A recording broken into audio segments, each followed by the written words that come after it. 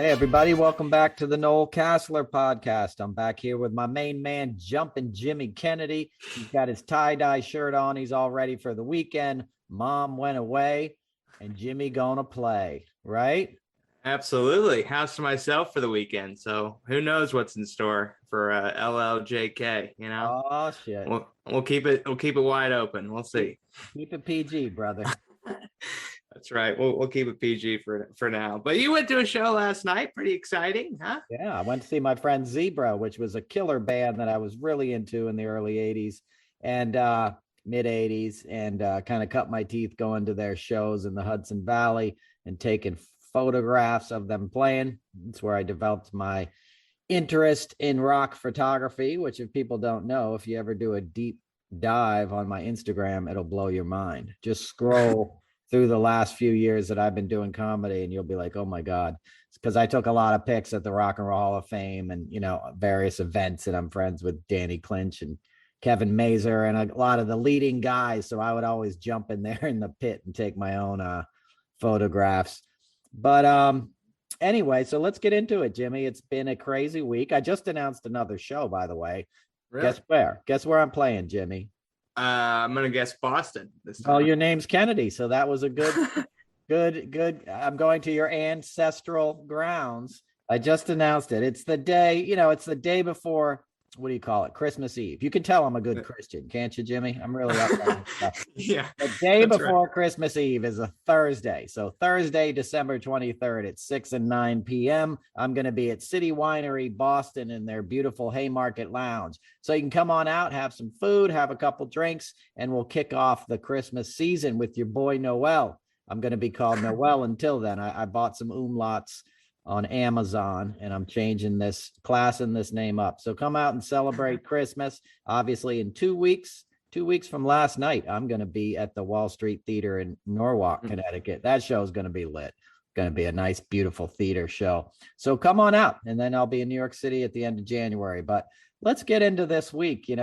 We tape this show on a Friday, and we recap the week's events. But I gotta start with Aaron Rodgers, because it's I'm so tired of my Twitter feed being sort of dictated by Joe Rogan's medical advice. Like it's an obvious extension of MAGA and stuff, that there's this sort of bro culture of thinking like, they sort of sound quasi-intelligent and speak like they've done some research on issues. And, it ties in with this whole libertarian kind of mentality that seems to be so prevalent, your Barstool Sports kind of Howard Stern kind of, that kind of just dumb bro culture, it is like has influenced legions of people. And of course, I'm talking about Aaron Rodgers, and this breaking news that he went on some guy's interview show, I think the Barstool Sports guy, and started talking about,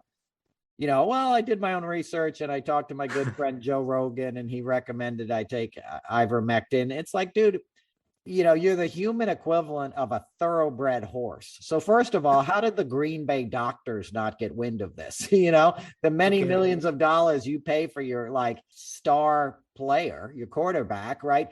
How are there not 10 doctors completely monitoring him and not telling him what to do, but filling his ear better than Joe Rogan is, concerning basically the major health issue of our lifetimes, besides the daily grind and disaster of cancer and all these other medical issues. This sort of flare up of this pandemic is the sort of health thing that you're facing, and it's health and society. And the guy performs in public arenas with a bunch of other dudes standing right in front of him when he yells, hut one, hut two. How are you going to be that guy knowing he was just spitting COVID molecules on you for the last 6 weeks? It's shameful, because he's getting paid more than anybody on the team, I assume. And as you know, and not everybody gets paid the same amount of money, and the dudes that put their bodies on the line get paid the least, the dudes in the trenches on the, offensive line. And it's just, it's remarkable to me that somebody would jeopardize such a lucky vantage point in life and such a privileged position, making all that money, playing a goddamn game for a living that most people have to give up when it's time to, put on big boy pants and go into the work world. They put on tights and go run out on a field every Sunday with a bunch of cheerleaders and a bunch of dudes drinking beer, cheering them on like they're gladiator gods. That's got to be a fun gig compared to what most people have to do. So why wouldn't you do the very least to protect your fellow workers, protect your industry, your league, and be aware of what we're facing as a nation, where we're gingerly crawling out of this thing. And guys like Joe Rogan were playing arenas at the height of the Delta flare-up, with Dave Chappelle, the same sort of mentality of like, I hate woke culture. Don't censor me. No, there's reasons you have parameters in a society. It's to keep things in check, like the spread of infectious diseases. So to have somebody who's thought of as a hero, and it is obviously a great athlete. I mean, I got pictures of them I took on the field when they won the Super Bowl. But it's just, it shows you how pervasive the ignorance is and how it is metastasized into so much of our mostly white male and female culture. It's the same kind of people that put that Virginia guy as governor on Tuesday as are listening to this and don't realize how stupid they sound when you're saying, like, I have access to probably the best doctors in the world. I have the best health insurance. I got more money than God. And I'm going to call up Joe Rogan, and ask him for medical advice on something that he's been talking to Alex Jones about and a bunch of dudes from the Comedy Store for the last year. Like, no, like you don't do that. Well, and the guy that interviewed him, Pat McAfee, before he landed this job at SiriusXM, he was with Barstool Sports, started a Indianapolis chapter, for Barstool Sports here, and it eventually turned into the gig that he has now. But for a quarterback, especially, that's a position of leadership. When you go onto the field, you're the guy leading that squad, that side of the ball onto the field, and you can't even take a basic vaccine. And I grew up watching Peyton Manning, a guy who single-handedly could change the outcome if he didn't play on a given Sunday.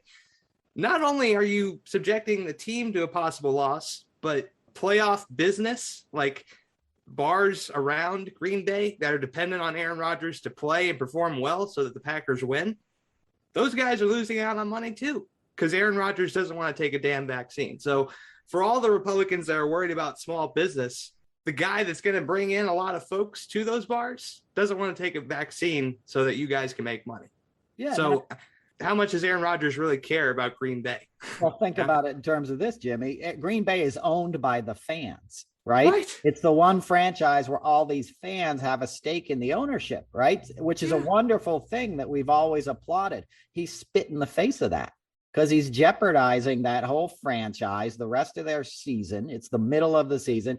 He's not respecting that. And like you said, there's that economic fallout that's going to hit a small town, like Green Bay. It's a small place. And it's also all they have. There's other cities where, like, you don't even notice you have a couple football teams. A New York team could disappear and nobody would really care, right?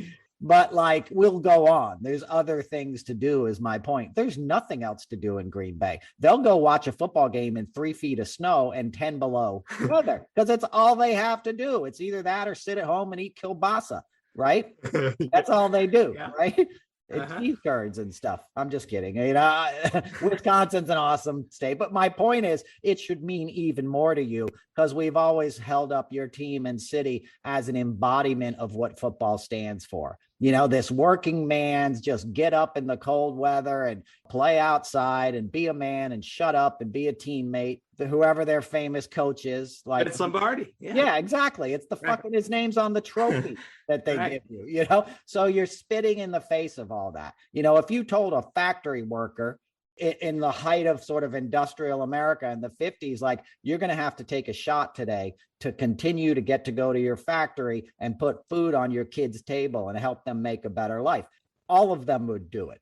Okay. Mm-hmm. They all just got back from doing a lot worse in World War II, storming beaches where they knew they were going to die. And maybe the 10th guy behind them might get up the cliff.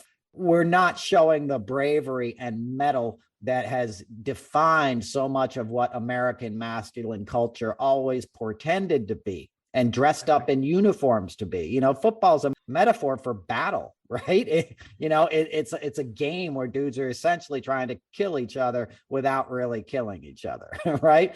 But like, that's what it's there for. It evokes, it's not a graceful situation. It's brutality, right? It's physical brutality. And that gets a lot of visceral enjoyment out of the audience. And it's got its healthy, it's not all bad is what I'm saying. Obviously the NFL's bad and they covered up what that does to the human body and brain more specifically, but it's a business. That's not the only business that knows its product will kill you.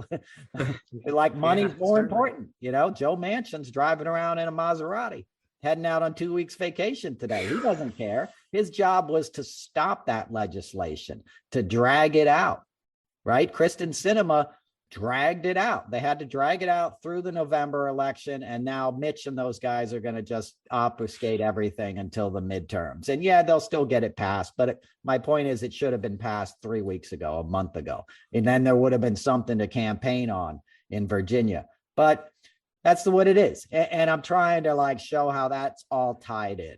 Our biggest problem in America right now is ignorance and sort of this tribalistic, like my team, their team. He's clearly also saying, Aaron Rodgers, what team he's on, right? Because I read the transcript of the interview and it's all about, well, the Johnson & Johnson's vaccine sucked and who are they to tell me what I can do with my body? And I'm worried about sterility. What are you worried about? You already dated Olivia Munn and you didn't have a kid with her. You know what I mean? It's all downhill from now anyway. Like, that's a joke. She's beautiful. Yeah. That's my point. But you know what I'm saying? Like, you really want to have kids that bad. You blew that one. John Mulaney beat you to that punch. He's having a baby with her, Well, and he dated Danica Patrick for a while, dude. She's not the nicest person. And in my experience, having talked with people who have dealt with her at the Indy 500, I don't know. It's up to Aaron. Who am I to judge on who Aaron dates? But. Well, he's gonna be dating Tommy Lauren next because he just limited his thing, and I don't want to get him in the gossip. I don't know anything about the guy, but I remember on The Bachelor, his brother was on The Bachelor, and Aaron's estranged from the whole rest of the family. He doesn't talk to his parents and his brother. He doesn't go back to his hometown in California, which when I heard about that, I'm like, that's really odd. Like you're not having your family there and you're winning championships and Super Bowls. Like you're that estranged from your core family. And look, I haven't talked to my dad in 20 years or 15 years or something. That can happen. I got large chunks of family that I don't know that well, but the impression I got is that like Aaron was the common factor, in whatever that split is. And I'm just saying that's sort of a red flag. Like you got some kind of oppositional defiance or unhealed trauma in you. And that's what this stuff appeals to. That's what MAGA-ism is. It's a way to be a punk. It's a way to be an asshole publicly. That's what Let's Go Brandon is all about. It's having an inside joke with other people and getting to be disruptive and getting away with it. And now it's branded. It's on the shitty dress that like Lauren Boebert wears to the Matt Schlapp cocktail party, like CPAC prom or whatever the hell that was last night. I don't know if you saw that picture, Jimmy. Like, what are they doing in tuxes? Like, what are they doing celebrating? Well, I'll tell you what they're doing, Jimmy. They're celebrating the fact that they're basically winning. They've made enough noise and bought enough time now that they're going to get away with stuff. You're going to have 30 Lauren Boeberts come the midterms. You're going to have a Ron DeSantis or somebody making a serious play for the White House. It may not be Trump again, but it'll have Trump's little handprint all over it. I'm going to be crying in Indianapolis in about a year with the results that are going to be coming out. But yeah, man, like I saw DeSantis at one of his press conferences, and he referenced the Brandon thing. A guy tweeted me last night with the Thursday night football game between the Colts and Jets. Speaking of New York teams, they had a "Let's Go Brandon" chant going up in the rafters of Section 400 at Lucas Oil Stadium. I used to think that sports was one of the few things that united people, but it's become this "Let's Go Brandon" thing has permeated into sports now. The one thing that kind of would bring people together regardless of political ideology. So that's kind of disappointing. You know? Yeah, and you're going to hear that. You'll hear that chant at the Super Bowl. I guarantee you, dude. That chant is here to stay. You're just at the beginning of that. You know, there's a crazy person who walks around a town near me every weekend with a dog that's not on a leash, and he's like the town crazy guy. You know, like like I don't mean mental illness, just like probably some drunk who lives in his mom's basement kind of deal. And he goes, "Let's go, Brandon. Let's go, Brandon." And he acts like the dog is named Brandon. That's his big joke. But he does the flap and calls the dog and walks up and down the street, like disturbing the peace in front of children and stuff in a very quintessential New England, beautiful town. And, you know, he's doing it because he's unleashed, you know, and the cops, you know, the fire department there is full on Trump people. They hang their posters and their blue flags and all that crap everywhere. So, you know, the authorities will wink at this stuff too. You know, that's why the cops are on Aaron Rodgers' side, right? The cops ain't getting vaxxed either. Right? The same thing, this machismo kind of America, you know, the sons of sort of not too distant immigrants for the most part. You know, that's a lot of the people that filled up the suburbs, as I say every week, the white flight. You know, you're Irish and you're Italian Americans and you're Catholics and everybody who sort of came up to be mildly racist in the suburbs, right? Because you're talking nice and you're around other, you know, people. And Joey's a good guy. He's a cop. He works hard. He takes care of his family, right? But when Joey goes to the city, he treats Black families and Black people a lot different, right? And people didn't want to acknowledge that same constituency that didn't understand Black Lives Matter is completely susceptible to critical race theory. So all you have to do is give them a dog whistle, right? So they're fighting against something. So they'll allow the nuisance factor of the guy walking up and down the street with his dog chanting, "Let's go, Brandon." Do you know what I'm saying? They'll use this sort of like disruptive bullying mentality to their advantage. And, you know, as we know, the Republicans have no shame. So they're just doing it all the time. And the Democrats, they all want to be the executive producer of Punked rather than journalists these days, right? They want to do their own version of that, which is not helpful. You know, it might get you a lot of clicks and get you famous and get you mentioned on nightly news shows, but it's not really where we should be at. You shouldn't be pretending to be somebody else and interviewing a politician. Everything shouldn't be this hidden camera gotcha kind of punked bullshit. That stuff never interested me from Borat on. I know Borat's brilliant.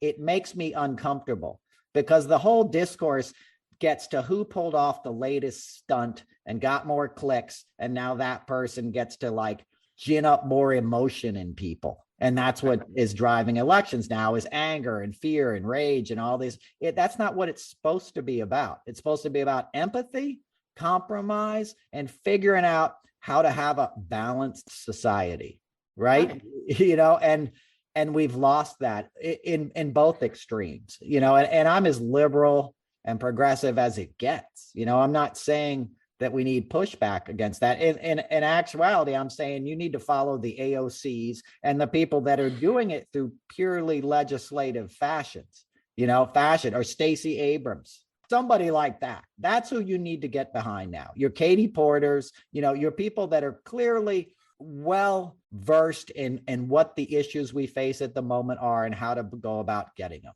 It's not just everyone trying to start the next Lincoln's project and make a ton of money.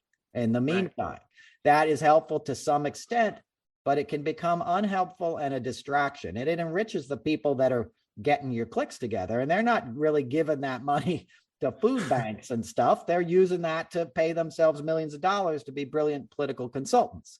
People are getting paid millions to write left articles on the left. And look at me and look at my outrage. The whole thing has just become a machine at this point. That if you're not part of the machine, it's going to deliver you the same results it delivered in 2016 when everybody went along with it and nobody wanted to speak out. And I called up my colleagues and said, we should tell the truth about this guy. You know, screw the NDAs. We know who he really is. Let's tell people. And they're like, no, I want to work again, man. Like, I'm not going to do it. It ain't worth it. He's probably not going to win anyway. And then he did win and nobody worked because he was so bad at it. He shut down the country. Because he was so worried about himself. And that's my point with these other organizations. When people are worried about making money, you know, and what their competition is in making the next cool video, they forget about why they came. And that's what happens to politicians. Joe Manchin forgot about the poor people in West Virginia that he represents. He's thinking about, I got a 2017 Maserati, and I think that means 2022, is looking even sweeter. Yeah. I should be in a Maybach. My head's too big for a Maserati. How does he fit that big old jar head in that thing anyway? You ever see that guy's head? He looks like a half deflated football or something. Joe Manchin. Well, and I'm a guy that has a ginormous head, so I would have to make a comparison. Dude. But I'm saying I understand his pain. It takes a lot of neck weight to hold this up. But yeah, man.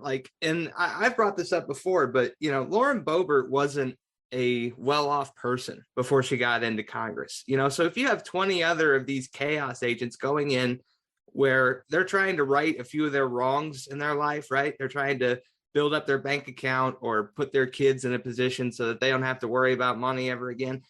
I'm saying the folks that are coming in are not only deplorable, they're also desperate because they've never had access to these kind of contacts before. When you have privileged jobs like this, it opens all kinds of opportunities that are then sustainable once you're out of Congress. It's all a grift now. The idea of working in government is not about service anymore. It's about taking away from the people because they know it's just getting paid into. Right. And they're world famous now. Marjorie Taylor Greene and Lauren Boebert are two of the most famous women in the United States. Whether you want to admit that to yourself or not, they're household names, and that is worth money, right? You get booked because you get a lot of followers. These are people that no one had heard of a year and a half ago, right? Marjorie Taylor Greene was a QTuber. Okay. Lauren Boebert's middle name is Opal. Okay. She was born in Florida and worked at a McDonald's. I've worked at a McDonald's. I'm not shaming that. I'm just saying she barely got her GED. People with money saw that she had a future in Republican politics, and they wanted to open up more mineral drilling in Colorado. So they found her. She was an actress, dude. She was on websites appearing as an actress. She owned Shooters, a stupid Hooters ripoff where we'll have guns and titties, it's the dumbest shit in the world, right? And they're like, that person will fit this climate perfectly. And then she goes there, and all of a sudden she's got tons of money, and she's paying off back debt and using campaign funds for her own stuff. And they're famous. And you can't discount the narcissism factor here. Clearly, Manchin gets off on it. Kristen Sinema is a goddamn psychopath. She likes it more than anyone else. And they just found out she was one of the reasons she was installed. And a group that doesn't give money to anybody else gave money to her because they want her to kill this bill, which is basically anti-Ponzi schemes. These viral marketing things where you sell Mary Kay or whatever cosmetics. And if I sign you up, then you're going to get money. It's a Ponzi scheme. If you're in on the top of it, you'll make money. Everybody else suffers. And it should be regulated. And there's a bill to sort of crack down on it. And they want her to kill the bill. So they gave her a bunch of money. And guess what she's going to do? Just like she did pharma and big, hedge funds and stuff that pay her to go to vineyards. So you're getting tons of money. You're getting fame. You have the power, right? Because fame will screw you up if you're just like a comedian and get famous, or a singer. I've worked around famous people my entire adult life. Okay. Since I was a kid myself, since I was younger, 22 years old. I was doing shows with Aretha Franklin and Tony Bennett, guys that were really, and girls that were really famous. And then I saw grunge guys become famous. Somebody like Dave Grohl is the same dude now that he was before he was famous, because he was a good guy who had a great heart, and he didn't change. He enjoyed it with gratitude. Right. But I've seen a million other acts come up when I was doing the VMAs. I did that for 20 years. I would see these people come in and just act like complete tools. They'd been famous for 5 minutes.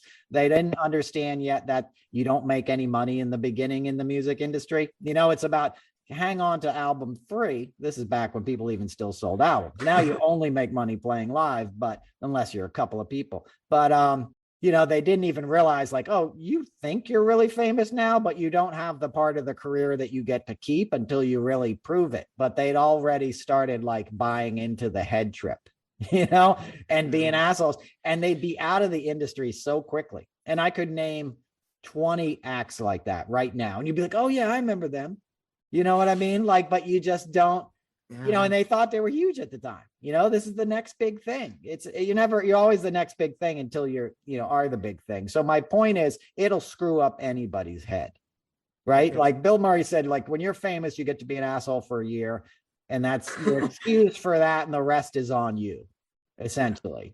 So imagine these women, these people that came from, Meth Lick, Arkansas, or wherever, Georgia, you know what I mean? Like Marjorie Taylor Greene was running a gym, like cheating on her husband with other weightlifters, and shooting up steroids or something in the back, and then she becomes a QTuber. They find her and make her the candidate against this Democrat that they ran out of Georgia. And now she's visiting the DC jail, as she did last night. And putting out these Twitter threads saying, like, she'll never forget the screams of the persecuted political prisoners. She acted like she was visiting a German POW camp. What the hell are we doing, too, that the best, sentence we can get for somebody who went into the Capitol was 2 months long? Like, that's the most extensive punishment we've handed out. Like, we know it's a slanted deal, and it's a rigged game when it comes to our justice system, but these are domestic terrorists. Like, let's stop, trying to pretend like these guys were, just trying to go on tours. They're domestic terrorists, and they should be in Guantanamo Bay. If it was up to me, I don't know. It depends on the shade of skin color that we're dealing with. Depending on that defines how the media is going to carry the narrative. Yeah, obviously, if those people were Muslim or African American, they wouldn't have made it away from the Capitol that day, right? They would have been lucky to get locked up, because they would have been shot down and murdered. But like, they're white guys, and you have to go easy on them, right? Because that's, the system is designed to protect white folks. Right? Wasn't Merrick Garland brought in to kick ass? I mean, isn't it about time for him to wake up? People forget he was chosen because Obama knew the Republicans wouldn't object to him because he was conservative. He spoke at the Federalist Society. They were like, they surely won't have a problem with him. He's one of them. I'm giving them one of them. And they didn't take it because they were that emboldened at that point that McConnell's like, no. And now they got 3 picks, as we all know. Like, so they'll play dirty and we play nice and we get screwed. Merrick Garland I had a feeling like he was going to be the first person that like Biden would eventually have to replace, in his cabinet. I just felt from the beginning like something feels off. And I have no expertise in this area. I'm just a person observing it. But I do understand we have a desperate need for justice in this country. We need to balance the scales. There's scales for a reason when you look at the symbol of justice, right? You need to like bend the arc back towards doing the right thing. And at this point, he hasn't even sent out an arrest warrant for Steve Bannon, who's basically been on the lam for 12 days now. He defied Congress. I would be so terrified if I did something like that. If I don't show up for jury duty, it weighs on my psyche. This guy's like, January 6th commission where a bunch of people attacked the Capitol and I was intimately involved in it with a corrupt criminal president and in the hotel room and there the whole weekend. Screw you. I don't got to tell you anything. And the attorney general, like, there's no recourse. He's just doing his podcast and putting Marjorie Taylor Greene on the air and spreading more. It's like, how do you not feel they're in on it? How does Trump get away with all he gets away with? He killed his executives in the 80s in a helicopter crash that was obviously a mob hit. Nobody investigates it. His own pilot gets busted with a bunch of kilos of cocaine in Ohio. They move the case to his sister's district in Jersey, who's a federal judge. And the guy gets off with a slap on the wrist, gets out of Danbury in like a year and gets a condo in Trump Tower for being nice, for taking one for the boss. Do you know what I'm saying? You go to jail for the mob, you get a reward if you keep your mouth shut. Capiche? And the guy got to go on and have a career selling cocaine in Trump Tower for the last 20 years. Right. Trump gets away with everything. He really does. I don't mean to bring it back to the guy, but you have to understand, like, Trump had a lot of sympathy in the Department of Justice, and Garland didn't go in and clean house. He left the people in positions who were like tapping reporters' phones and trying to bug like Adam Schiff's office and stuff and kids. Garland left those people in there. As I said, he should have walked in day one, say, if you were appointed or went along with any of the Trump policies, raise your hand. And everyone who raised their hand, okay, go get a box out of the closet, put your pens in the box, get the hell out of here. You're fired. Like you had to right that ship, and we didn't. And, in many ways it's too late, because everyone's seen that these guys got away with it, and they're going to do it again. They're not hiding. I said after January 6th, people should have been running out, pulling those Trump stickers off of their pickup. In a healthy country, that would have been the one thing that you saw, that on January 7th, you wouldn't really see any more Trump signs. You wouldn't see all the bumper stickers, because people would be ashamed of how far it went, and how bad it got. You thought that most of these suburban guys would be like, yep, that was too much for me. Dude's name doesn't get to be on my truck anymore. But it didn't happen. It didn't happen. He's more popular than ever. So you didn't have the infrastructure in place to deal with that. The leader of the Senate, the Democrat, Chuck Schumer, letting everybody go home for 2 weeks. And then they come back, and then they get another 2-week break for Thanksgiving. The next committee hearing is when they come back. They come back for like a day or two, have one more hearing, and then they go on vacation again for 2 weeks. That's not the kind of justice we need at this moment. We needed somebody rounding everybody up by the scruff of their necks by the end of February and saying, this is who did it. This is who worked in the Capitol, who aided them.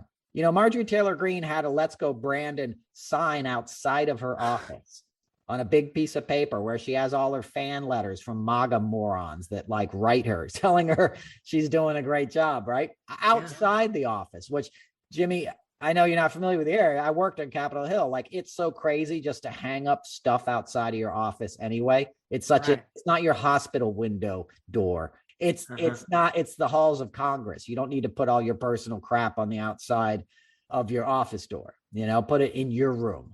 But the fact that she did that, would just hang that thing and then have it stolen and complain about it, shows you they have no fear, right? They're not worried. She went to visit the prisoners, right? Last night. Louis Gohmert. Right. Yeah. So she's not worried. She wasn't worried that one of them was going to be like, hey, remember how you showed me? She's not even scared, because they have nothing to be afraid of. They got us on the ropes, Jimmy. They got "Let's Go Brandon." They got Aaron Rodgers. They have their army, and it's been undeterred. And they may be freaks and they may be morons, but they have massive reaches. 400 million people download Joe Rogan's podcast, something insane like that. We're lucky to get 4,000 people hearing this, and I'm doing well. And I'm not trying to tell you to do anything anyway, but the fact that a guy like that has that kind of reach shows you're dealing with something that you've never seen before. And I'll answer your question first. I know what the original question was, but you're dealing with something you've never seen before, Jimmy. And you have to change minds. You're in the middle of it. You're in Indiana. You know a lot of people. You got to your bros. Why do you feel that way? Why are you opposed to gay marriage? Why are you thinking that, you don't need to learn about critical race theory? Most white people don't know anything about the horrors of this country in the Jim Crow era, let alone slavery. Do I think what? See, one of the things that has held back human progress, especially in this country, is that white people are too scared to learn anything that might negatively impact their perception of their ancestors and who they are. This stuff is too scary for white people to even hear, let alone absorb and apply. So I guess for me, on a ground level here in Indiana, how do I make it approachable for somebody to even hear what I have to say? Look, what are people so scared of? They fucking watch horror movies and play video games, and collect guns, and are obsessed with violence and all this, the language, even the language of love is violent. I'm going to hit that. I'd tap that, all this, so everything is this toxically masculine stuff. Then why can't you man up and hear about what we did in this country? And most of the people that need to hear it aren't the people that did it, right? Most of the folks in this country came here after, in the early 20th century is when most of these folks that are sort of MAGA, morons, and the guys that I'm talking about, these dudes, their granddads came here and laid bricks and stuff, and built things and worked hard. And it's sitting in the face of those guys. It was only through changing that we became this sort of beacon of hope that we were supposed to be in the world. Give us, you're hungry, you're tired, you're sick, you're poor. We're supposed to be living up to these ideals that everybody's welcome here. if you want to work hard. So the best way to start talking about that is say, hey, you want to know who really built this place? It wasn't us. It was some people that we brought here and enslaved and never paid for their labor to this day, and did everything we could do to hold them down. And the people that we even stole the land from, we really screwed them. Like, we put them on reservations, the ones that we let live. You have to recognize that. We're about to celebrate Thanksgiving. The tribe that helped the Thanksgiving, the first pilgrim survive, regrets it to this day because they got screwed. They reacted with humanity, right? And how did the white man react? Well, I got to take this. I got to outsmart these guys and kill them and steal their stuff. And people want to act like that never happens. There was on Tuesday, I watched Martha McCallan is her name, some hag on Fox News, right? A blonde with big titties that had to do probably God knows what, with what's his name? Roger Ailes. Right. Roger Ailes. Like, you just look at this girl, like, God, I shudder to think what Roger put her through. And I'm not saying that because I think it's funny. I think it's fucking disgusting. And it was a big part of the business. Everybody knew that. Les Moonves, Matt Lauer, none of this shit was a secret. In Hollywood, people just don't talk about it. So, but anyway, she got her money, right? She's getting the gig. So she was on there now, and she's interviewing 2 people on Tuesday in Virginia, 2 like suburban, moms, right? Right. And the one lady, and they were talking about critical race theory. And the one lady, and they'll do this sometimes on Fox News where they don't see that they have a Democrat sitting in front of them. They kind of get, because there's so many people, they pre-vet them so well to say what they mean to say. They say, here, you're going to go on and you're going to make this point, okay? And then we're going to cut back to Jean Pirro or whatever box wine lady is, who helped fund, by the way, January 6th. She gave a bunch of money to these organizations too. But anyway, so this Martha McCallan is sitting there interviewing this lady, and the lady goes, hey, I want them to tell the truth in schools. I don't like that they're just telling them like Christopher Columbus was some hero and they leave out the genocide and stuff, And Martha McCallan was like, what? I'm going to have to fact check that. I don't know that that's really true. And of course she knows it's true, but she doesn't, that's not the party line. You don't want that slipping out, because you got a statue in your town of, the great Italian, who discovered, who never set foot on the mainland, who was a maniac, who did horrible things that if you just read a page or 2 of them, you're sick to your stomach.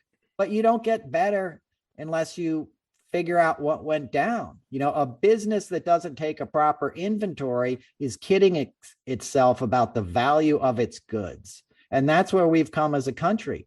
We're lying to ourselves about our self-worth. We're not a great country anymore. We're a deeply damaged country where every day I see on Twitter, people like, I would never visit the US again or right now, and I used to love coming there, and there's no way I would go there now. And we're not alone in this. England is going through the same thing. A lot of the sort of Western hemisphere is dealing with this rise in fascism, but it's happened before. It's happening now. And we got to do something about it while we can. Because while it seems funny that Joe Rogan, and Aaron Rodgers are spewing idiocy and lies, right, it's not really funny, because a couple steps down the road, that same rhetoric could be like, yeah, I really do believe insert whatever group of people here is the enemy. And we can't be strong again until we get them all out of the country. Right. We'll send them to camps. Like, we know where this goes. And they use the same trappings. Authoritarians always use this machismo. It's always this virile, tough guy leader, Franco and Mussolini and Trump, and Hitler. And these guys are all dweeby assholes in real life, which is part of the reason they get off on that. It's why Joe Rogan's a tough guy, because he's a little short guy. I'm a little short guy. You're a little short guy, right? Little short guys really aren't that tough.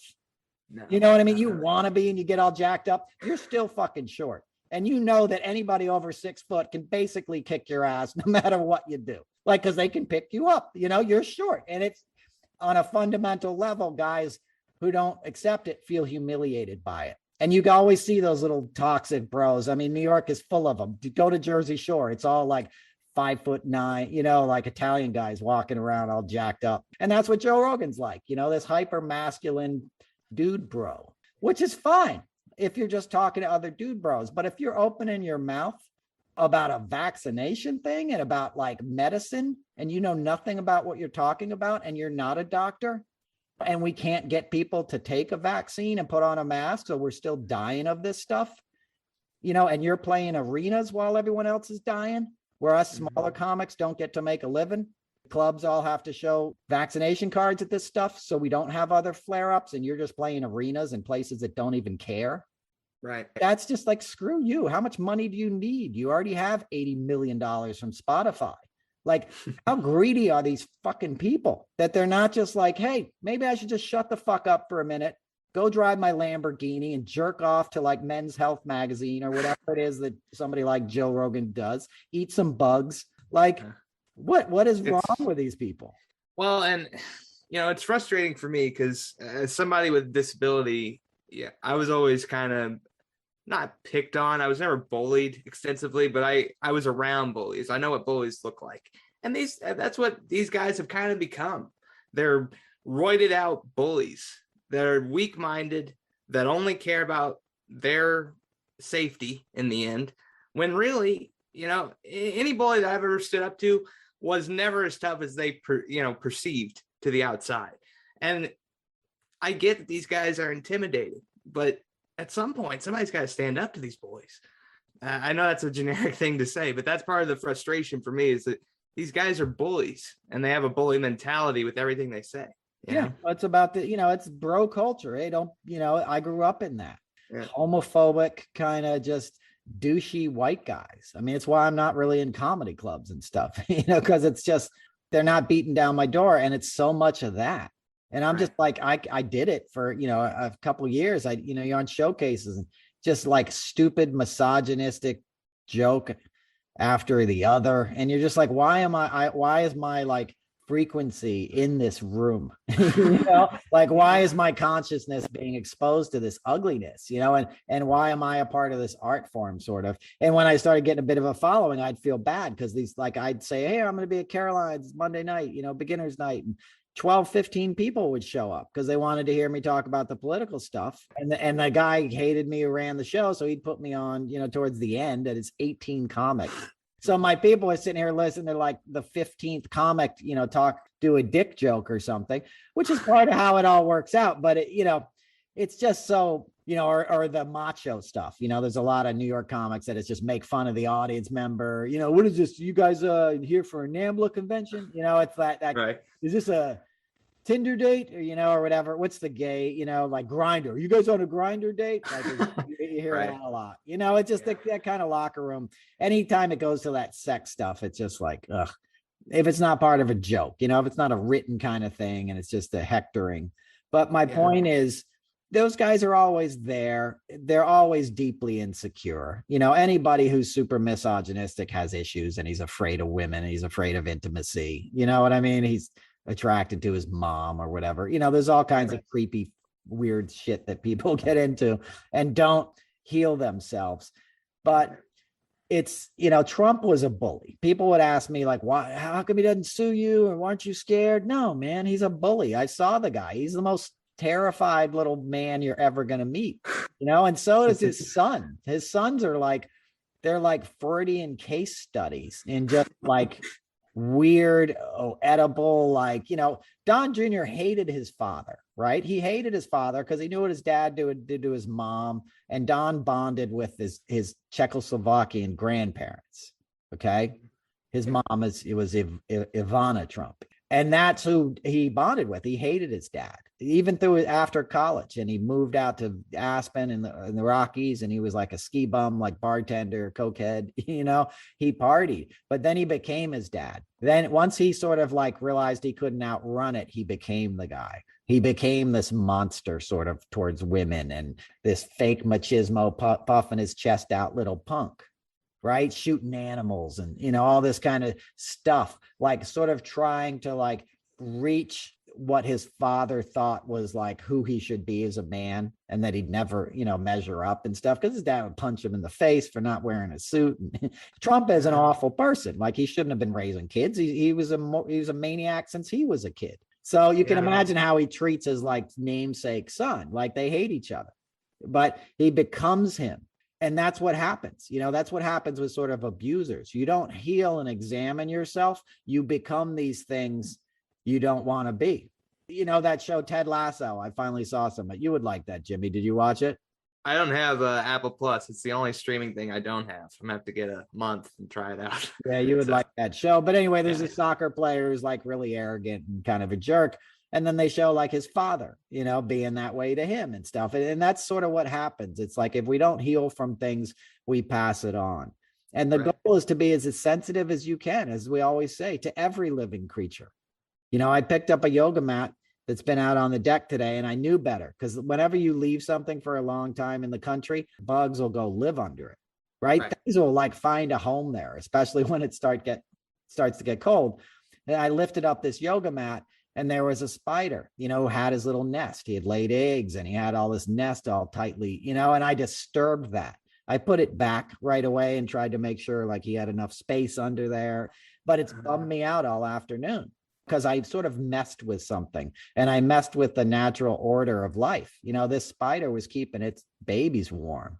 He had them in this protected place that, because I'd left the thing there for a couple months undisturbed, he had a right to presume that a caring universe was supporting him, and giving him this safe place where he wouldn't get rained on in the middle of the night and stuff. And then I sort of like, in a moment of unconsciousness, because I knew you should be careful in moving that, but it's cold out and maybe the bugs are gone and you can't leave it there forever.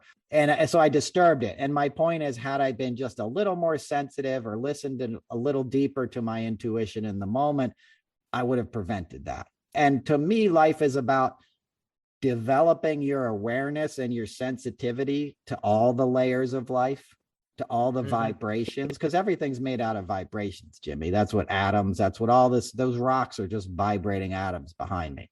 They've been formed into a fireplace, but we're all sort of made out of like ultimately the same material. And anything that's breathing and animated and has eyes and like emotions and stuff, which is any sentient being, and it's trees. Trees scream when you cut them down. They communicate through their roots with other trees and stuff. There's a lot of power and beauty in nature, and we ignore it. And my point is, the more you become attuned to it, the more aware you'll become. And when you gain awareness, you gain the thing that can heal the world. We can't think our way out of this now, Jimmy. We have to go beyond our minds. That's what the solution is really going to be. Everybody becoming so sort of present and aware that they find their own sort of inner goodness and reject these labels and this dogma that they've sort of been hoodwinked into believing, right? And you think, well, that's never going to happen because these guys are morons, right? And I get it. I think that too. 90% of this podcast is about me just ranting on these idiots and how they've been brainwashed. But at the end of the day, they're human beings. They're alive, sentient beings. And they have that sort of kernel of truth within them. Every human does. It's like Jesus was like, forgive them, like, Father, they know not what they did or what they do or whatever. Obviously, I don't know anything about the Bible, right? But he said that, right? Basically, he was forgiving the people that were crucifying him because he knew they were doing it out of ignorance. And that's what a lot of this stuff is. People are acting out of ignorance because they've forgotten how to go within themselves. And when you go deep within yourself, you see yourself in other things. And when you start seeing yourself in other things, then you see what truth is. And truth is just light. Truth is love. It's just recognizing yourself and everyone you meet. Try doing that. And that's where you'll find the solutions. As I say, you can't think your way out of this. You can't talk your way out of this. We're all going to keep trying, but ultimately the answer will come from us coming together in presence, right? And that's what happens at shows. You asked how we could change this because sports, bring us together. And those great moments in sports are metaphors. Just like a great moment, at a concert where the lights are off and everybody's listening to Springsteen, rock out for the third hour, right? And no one's a Republican and a Democrat. Everyone's just like grasping a little bit of freedom and rock and roll and good time and in the moment and sweating together and singing together, and crying together and laughing together. And that's what brings us together. So you have to cultivate that. If you have a desire to be a part of the solution, find what that thing is, find out where you can get everybody to get a little bit of that spirit and that feeling. You got to find your own magic, and then you got to share it with the world. And that's how you change the place, Jimmy. Well, and Noel, for folks that listen to my podcast, JBK On Air, my second interview on that show was with my dad. It was done a few years before, it had already been recorded, but he had talked about how when he played music, his favorite thing was communicating with the audience. They're not looking at their phone, they're not watching TV, they're paying attention to the people that are in front of them at their table that are playing the music, and then it kind of creates a feedback loop, right? And I've just tried to carry that, in everything that I do to try to. I'm talking about empathy, essentially. You're tapping into the feelings of other people around you. But I learned that from my dad, when he would play music, that all you're trying to do is communicate back, and hopefully they give you some kind of signal that they're listening. And somehow we're going to have to raise the frequency of this country. And I think if we can allow ourselves to not be ignorant to the stupidity that we've seen and actually talk to them, then we have a chance. It's going to take a lot of patience on our part. We've already displayed a lot, but it's going to take more. That's my point. Yeah, well, and it's also, it's why we can't divide the healing.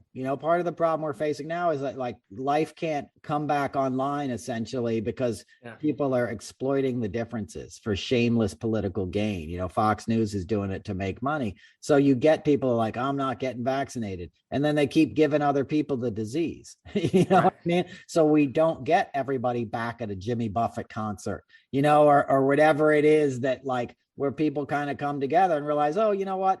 I don't hate that person that much. I did go to high school with them. I do have something in common with them. Part of the problem with all this is like, it's easy to be an enemy online. It's easy to say like, fuck all to anybody. Sorry to curse, right? When you know that they're just, you can block them and whatever, it's a lot harder to do that face to face. The healthy, normal human doesn't really want to pick fights and have conflict in every interaction. But now people are like so amped up by this stuff that they're seeking it out, right? They're going out without a mask, and they got this whole thing in their head, what they're going to do when someone asks them to put on a mask, and it's violent. It's crazy because you're sort of activating a character defect that's already in somebody. There's in sobriety, like they say, your slip happens before you take the first drink, right? You already know it's coming, because there's this unrest in you. And once that sort of like germinates, you want to act out upon it. You want to follow it through. And that's a lot of what we're seeing with the anti-vaxxers and people not wearing masks, is they're just following through on this sort of like storm that's been lit inside them. I sort of have to do something to validate all this anger and stuff. And it's a complicated psychological phenomena that I don't think the world has ever really seen before. We're really witnessing something that's, amazing. And we didn't even get into the QAnon people this week that showed up at the Plaza in Dallas. Oh, yeah. And hundreds and hundreds of people, right? We're not talking 24. We're talking, 3, 4, 5, 6, 700 people thought JFK Jr. was coming back, like it's insane, it's insane. But so my point is, it shows you how far sort of it has gone, and how activated these people are, and how you really want to figure out a way to start dealing with it and treating it in some kind of holistic way. Because think of the United States as a classroom, like it's in our classroom, right? We can't just transfer these kids out to another school because they're being disruptive. We're stuck with them. We're stuck with like trying to deal with them. We don't have to be stuck with the Marjorie Taylor Greens and the Boberts and all these people. We need to try and vote them out if you can. I mean, North Carolina just passed the most draconian, they just 78% of the state basically gets a Republican vote now.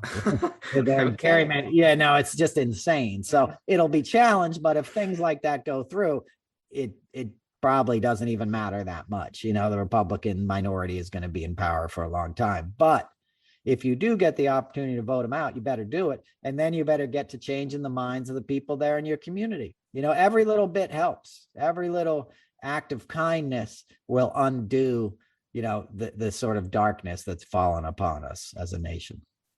Well, and something that you brought up, and I totally agree, anybody in opposition to progress is at some point against love. An opposition to progress is an opposition to love. I get that people are set in their ways and that some people are going to be offset by changes that are coming, but it's bigger than us. It's bigger than an individual job or a community that might have a little bit of a change. Like we need to save this planet, and big changes need to happen on a community level. You know, you were talking about politics. It can't just happen in New York or Indiana. It needs to happen throughout the country. So then we can see incremental changes from time to time. There you go. Exactly. Yeah. All right, folks. Well, I think that's a good place to leave it for this week. Episode 36 of the Noel Casler podcast. Take care of yourselves. Come out to see me if you're listening. Norwalk, November 28th, Boston City Winery, December 27th, the eve of Christmas Eve. Noel is going to be in the house, and I'll be on January 26th. I'll be at Iridium in New York City. Until then, you can find me on Twitter at noelcasler.com. You know where to find Jimmy, but he's going to tell you right now. jbkonair.com. Also JBK On Air for Twitter and Instagram. There you go. So check us out. Thanks for listening. We love you guys. Stay safe. I'm about to lose an hour of daylight this week. So you're going to hear this on a day that's going to be a little darker, but don't worry. Spring is coming soon. It's not really. I just figured that was a good way to end. All right. It's a long, dark winter, folks, but keep listening. We'll keep you warm. Peace.